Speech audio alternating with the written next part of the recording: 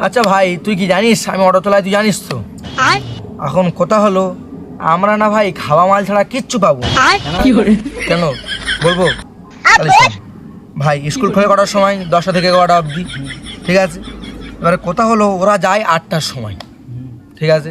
8টার সময় গিয়ে ওই 2-3 ঘন্টা ওরা স্কুলে গিয়ে কী করে ভাই বলতে পারিস? কালি এবার সেটা নাই মেনে নিলুম, সকালবেলা নাই সকাল সকাল গেছে ওটা নাই মেনে নিলুম, কিন্তু ভাই বিকেলে যে ছুটিটা হয়, কটার সময় ছুটিটা হয় বলতো ভাই? 3টে-4টের দিকে। ওরা বাড়ি আসে কটার দিকে জানিস ভাই তোরা? কখন?